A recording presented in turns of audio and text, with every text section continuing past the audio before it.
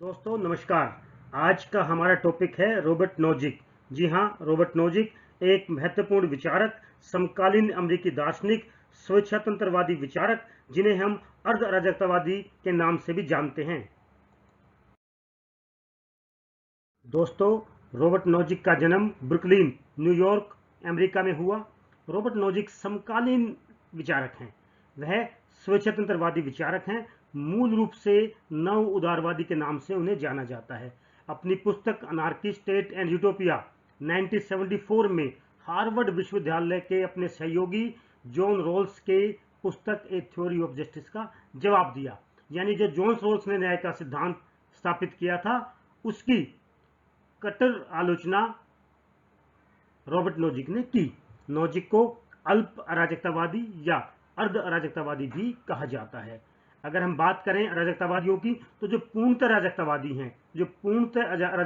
हैं, वो किसी राजनीतिक संरचना में विश्वास नहीं रखते। वे तो राज्य को एक नाइट वॉचमैन के भूमिका देने को भी तैयार नहीं है। वो इस काम के लिए भी प्राइवेट प्रोटेक्शन यूनिट्स रखने की बात करते हैं। कहने का तात्पर्य ये है कि राज्य की भूमिका को स्वीकार ही नहीं करते। अगर हम बात करें अल्प अराजकतावादी राज्य की, तो जो अल्प अराजकतावादी राज्य को मानने वाले हैं, वो राज्य को नाइट वॉचमैन का काम देते हैं। कहने का तात्पर्य यह है कि राष्ट्रीय सुरक्षा, कानून व्यवस्था का काम राज्य को सौंपते हैं। यानी राज्य की जो भूमिका है वो न्यूनतम राज्य की रहेगी। मतलब कि व्यक्तियों की स्वतंत्रता में राज्य का कम से कम दखल होगा। राज्य का काम सिर्फ और सिर्फ राष्ट्रीय सुरक्षा, कानून व्यवस्था को स्थापित करना ही होगा।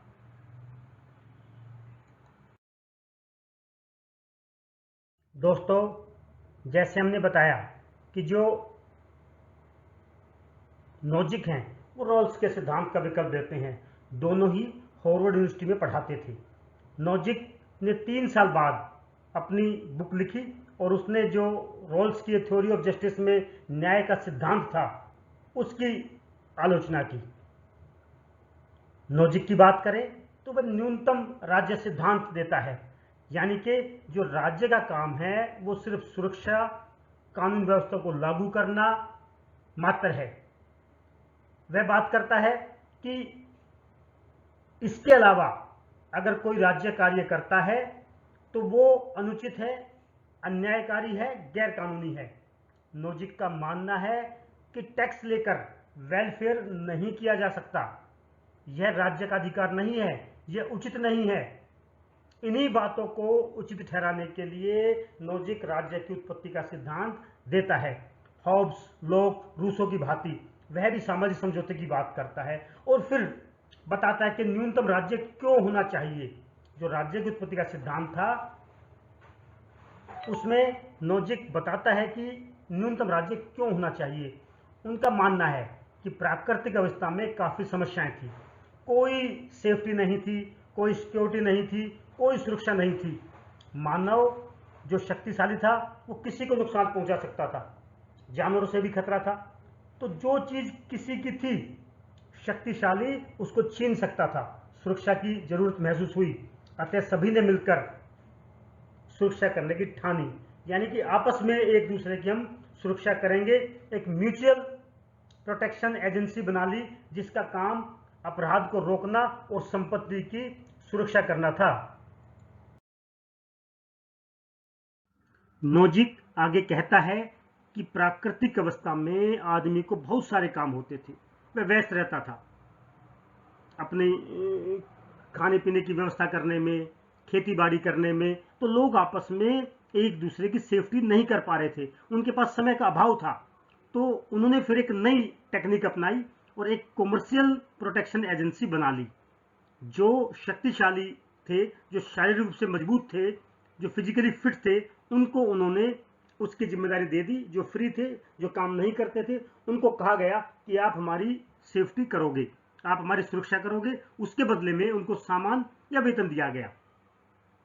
देखते देखते ऐसी कई कॉमर्शियल प्रोटेक्शन एजेंसीज बन गई और फिर अलग अलग लोगों ने, अलग अलग समूह ने अलग अलग की सदस्यता ले ली। कि आप मेरी सुरक्षा कीजिए, आप मेरी सेफ्टी कीजिए। इस तरीके से अलग अलग जो है वो एजेंसीज की सदस्यता लोगों ने ले ली। जब कंपटीशन बढ़ता है, कंपटीशन ज़्यादा हुआ, तो फिर एक ही एजेंसी बचती है जो सभी पर अपना अधिकार कर लेती है, जो सस्ती भी थी और अच्छी सुरक्षा दे रही थी। तो लोग उसके पास चले जाते हैं, लोग उसको हिंसा की परमिशन भी दे देते हैं कि आप हमारी सुरक्षा के लिए कुछ भी कर सकते हैं। उसी डोमिनेट एजेंसी को नोजिक स्टेट कहता है।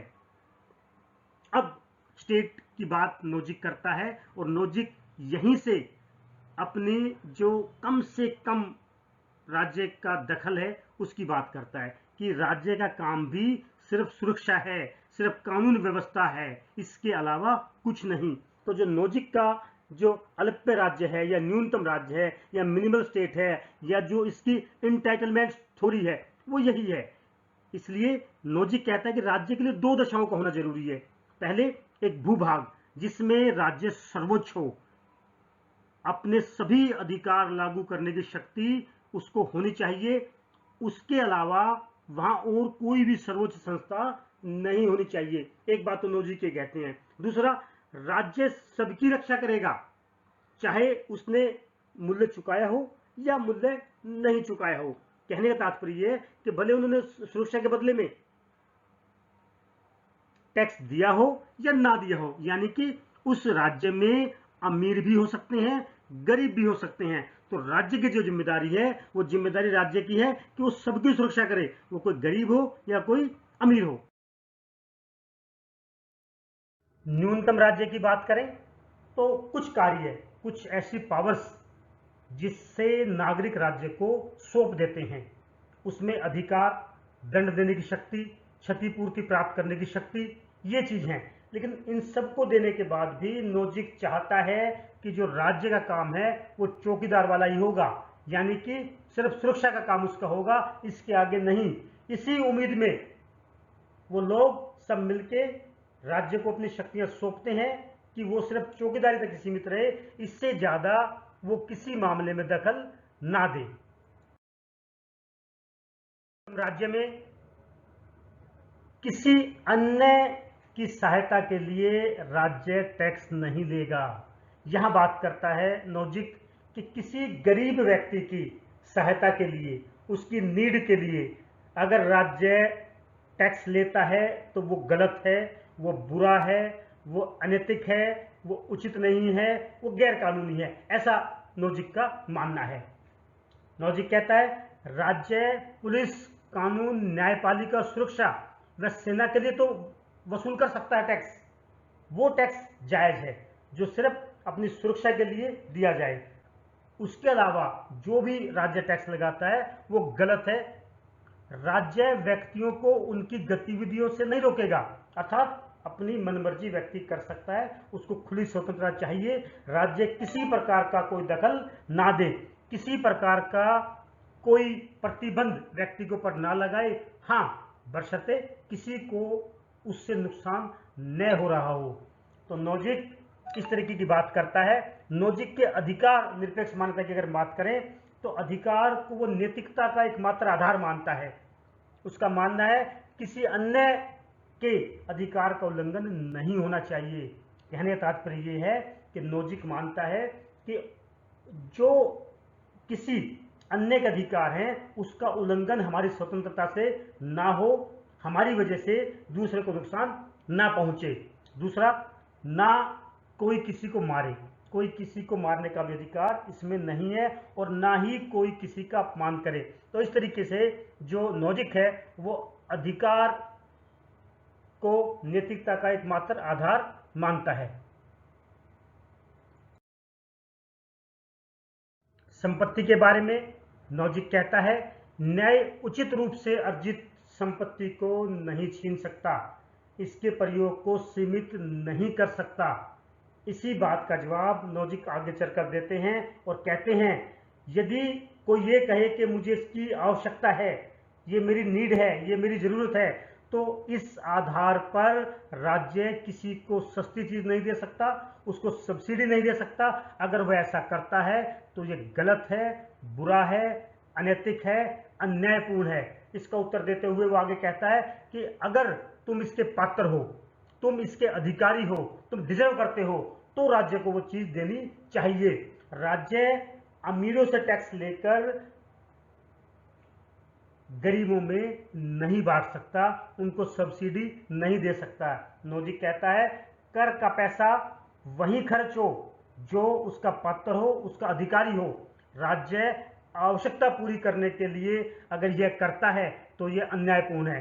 नोजिक कहते हैं आप उस संपत्ति के अधिकारी हो या पात्र हो, ये कैसे पता चले? तो वह कहते हैं अगर संपत्ति जो आपने इकट्ठी की है वो चोरी की है, वो छीनी गई है किसी से या मांगी गई है, तो यह अन्यायपूर्ण है, अनुचित है, आप इसके पात्र नहीं हैं। नोजिक कहते हैं संपत्ति अगर दो तरीके से आपने हासिल की है तो वह उचित है और न्यायपूर्ण है। पहली, वह प्राकृतिक रूप से आपको उपलब्ध हो, यानी आपने शांतिपूर्ण तरीके से बिना किसी को नुकसान पहुंचाए, बिना हिंसा किए, बिना लड़ाई झगड़ा किए, बिल्कुल शांतिपूर्ण तरीके से आपने अगर उसको प्राप्त किया है तो उस पर आपका अधिकार है, वह आपकी है। दूसरा, अगर आपने सभी कानूनी प्रक्रियाओं का पालन करते हुए उसको हासिल किया है तो वो संपत्ति आपकी है। आप सब संपत्ति का ट्रांसफर भी कर सकते हैं उस स्वैच्छिक को। तो उपहार में दी हुई जो वस्तु है, जो संपत्ति है, वो भी न्याय संगत होगी, ऐसा नोजिक का मानना है। आगे नोजिक कहते हैं भले ही जितनी मर्जी असमानता हो या आपातकाल हो, अगर आपने टैक्स का पैसा गरीबों में बांटा तो अन्यायपूर्ण होगा। अब यहां देखिए, जो नोजिक है वो आपातकाल में भी, इमरजेंसी में भी टैक्स का पैसा गरीबों में बांटने से मना करता है। वो कहता है यह अन्यायपूर्ण है, उचित नहीं है, अनैतिक है, ये ठीक नहीं है, ये बुरा है। क्यों? आगे इसका भी जवाब देता है अगर आप टैक्स लगा रहे हैं गरीबी दूर करने के नाम पर तो ये ठीक नहीं है। हाँ, अगर कोई व्यक्ति खुद की इच्छा से, सेवा भाव से अगर कुछ देता है, किसी गरीब व्यक्ति को बांटता है, तो वो न्यायपूर्ण है। अगर वो कोई भी चैरिटेबल करना चाहे तो उसको उसकी छूट है। परंतु अगर जबरदस्ती पैसा लिया जाता है तो फिर वो ठीक नहीं है। ऐसे तो जो व्यक्ति है वो राज्य का दास बन जाएगा, ऐसा नोजिक का मानना है। नोजिक राज्य के द्वारा लगाए गए टैक्स को गलत व बुरा मानता है। वो कहता है कि कानून व्यवस्था और सुरक्षा के नाम पर लिया गया टैक्स ही न्याय संगत व उचित है। उसके अलावा अगर किसी प्रकार का टैक्स राज्य लेता है तो वो बुरा है, अनुचित है, अनैतिक है। गरीब को दिया गया क्योंकि उसकी आवश्यकता थी, यह भी ठीक नहीं है, यह भी अन्यायपूर्ण है, अनुचित है। लेकिन धीरे धीरे नोजिक भी वेलफेयर की बात पर आ जाते हैं। रोल्स के सिद्धांत का जवाब देते देते वेलफेयर की बात करने लग जाते हैं। यहां उनके विचारों में कुछ विरोधाभास देखने को मिलता है। अंत में ये कहा जा सकता है कि जो नोजिक का न्याय है वो ये कहता है कि संपत्ति सर्वोच्च है, राज्य को दखल नहीं देना चाहिए।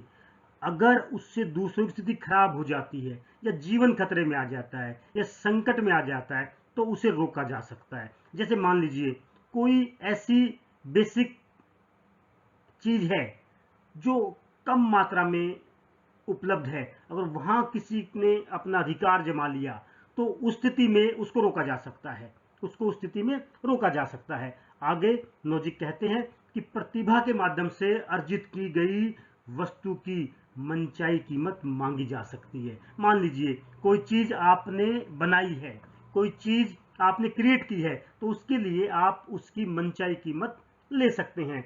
अगर उसके पूर्ण प्रक्रियात्मक न्याय की बात करें तो वो प्रक्रिया जिसके तहत कोई वस्तु हासिल की जाती है, अगर वो अच्छी है, वो अच्छी है, वो उचित है, वो न्यायपूर्ण है, तो फिर वो जो प्रक्रिया है, वो पूरी प्रक्रिया जो है वो पूर्ण प्रक्रियात्मक न्याय में मानी जाएगी। वो सही है, वो उचित है, वो नैतिक है। कई बार जो क्वेश्चंस हैं वो बन जाते हैं जॉन रोल्स व नोजिक के बारे में कि इन दोनों में क्या क्या डिफरेंसेस इन दोनों की थ्योरी में रहे हैं। तो अगर हम इनकी बात करें तो जो जॉन रॉल्स की बात करें तो जॉन रॉल्स जहां असमानता को स्वतंत्रता से ज्यादा महत्व देते हैं, असमानता को स्वतंत्रता से ज्यादा महत्व देते हैं, वहीं नॉजिक स्वतंत्रता को ही महत्व देते हैं, उनके लिए असमानता कुछ नहीं है। जॉन रॉल्स की बात करें तो वितरणात्मक न्याय की बात करता है, जॉन जो है वो वितरणात्मक न्याय की बात करता है, जबकि नॉजिक वितरणात्मक न्याय के खिलाफ है। जॉन रॉल्स राज्य की भूमिका को वेलफेयर में देखता है कि जो राज्य की जो भूमिका है वो कल्याणकारी होनी चाहिए, वो लोगों का भला करे, लोगों के कल्याण के लिए काम करे। लेकिन नॉजिक राज्य को कम से कम दखल देने वाला मानता है कि राज्य का जो काम है वो सिर्फ और सिर्फ सुरक्षा और कानून व्यवस्था तक ही सीमित होना चाहिए, उससे ज्यादा राज्य किसी व्यक्ति के काम में दखल ना दे, किसी प्रकार का टैक्स ना लगाएं, इस तरीके की बात नॉजिक करता है। जहां जॉन रॉल्स लेफ्ट उदारवादी विचारधारा से बिलोंग करते हैं, वहीं नॉजिक राइट उदारवादी विचारधारा को मानने वाले हैं। जो हमें जॉन रॉल्स का सिद्धांत है वो एक मानवतावादी और नैतिक सा प्रतीत होता है, वहीं नॉजिक का न्याय सिद्धांत अमानवतावादी और अनैतिक सा प्रतीत होता है। यही इनमें अंतर है। Thank you very much.